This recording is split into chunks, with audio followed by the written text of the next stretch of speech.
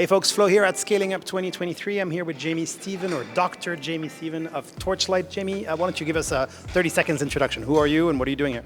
I'm Jamie Stephen. I'm the Managing Director of TorchLight. TorchLight is a bioenergy advisory and project developer firm.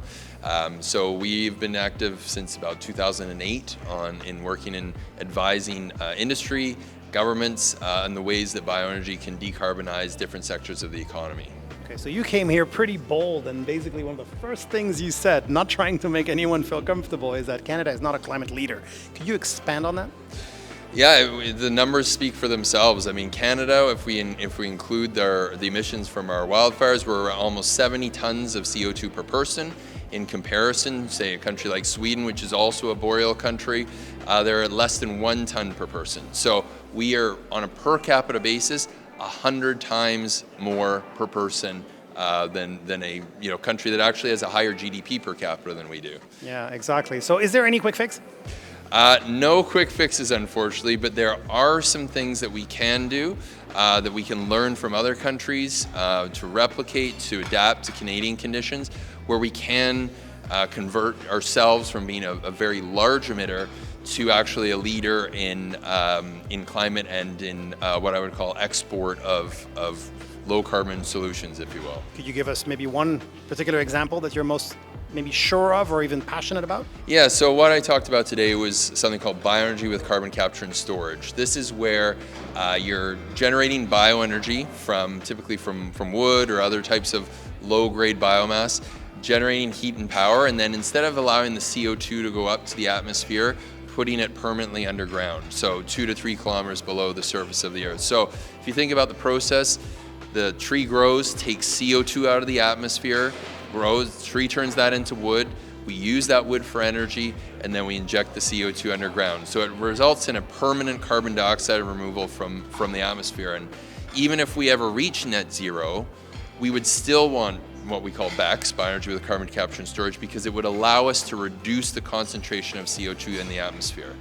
It's really important to recognize that when we actively manage our forests, when we allow them to have a high productivity and to continue to grow, we can have a much greater climate impact than if we try to protect a specific area and have no human action.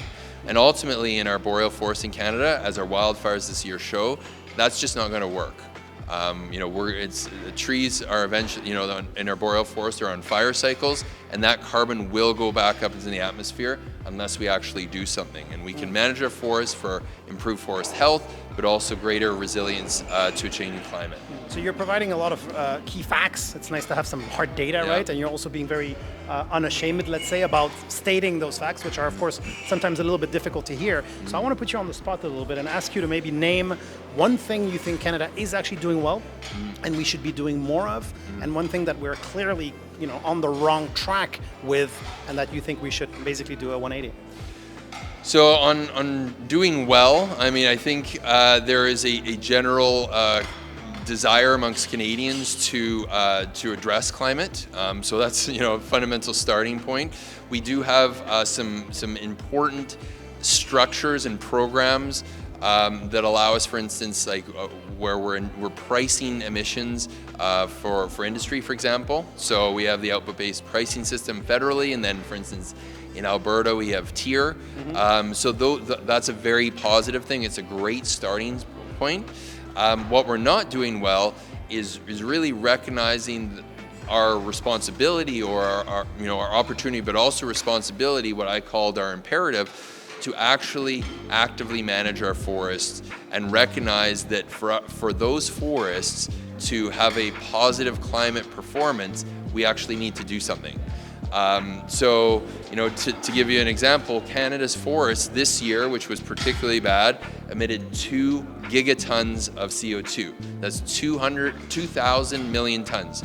And so if we look at Canada's emissions in total, including our anthropogenic and those forest emissions, that's equal to 83% of the greenhouse gas emissions from the EU, which is 450 million people.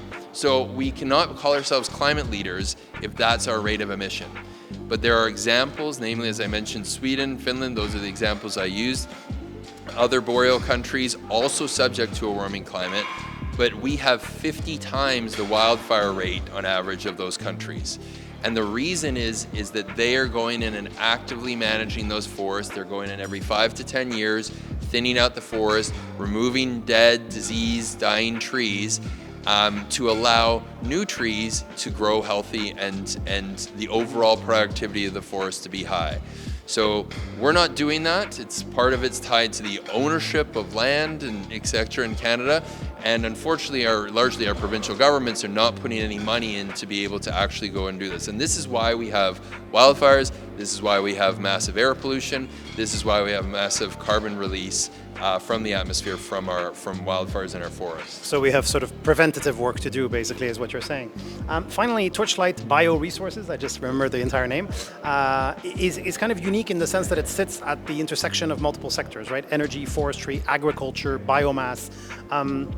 Is there a way in which you could describe how this intersection could come together and in a unique way, you know, at least help solve these daunting problems that you described? Absolutely. So absolutely, we are at that intersection of energy and forestry. And so we find, you know, there's obviously some incredible energy experts in Canada that understand the energy sector, you know, whether that's oil and gas or electricity.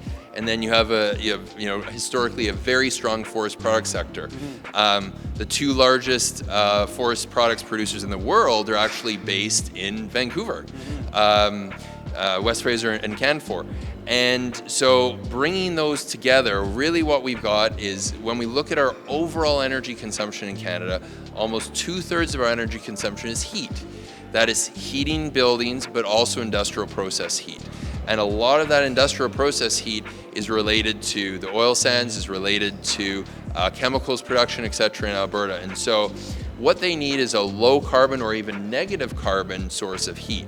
So if we're able to bring those together, whereby the forest product sector, through support from the provinces to more actively manage forests, to allow us to have more healthy and productive forests, that creates a lot of low-grade wood, a lot of low-quality material that actually needs a way to dispose of it. And what better way than to create negative carbon intensity and heat for the processing of some of Canada's largest export products. That's really where we see energy and forestry, two relatively heavy industries coming together, and this is where Canada can be a massive leader and actually create an export industry based upon those carbon dioxide removals that occur when you do bioenergy with carbon capture and storage. Well, it's nice to finish on a positive note. Thank you very much, Jamie.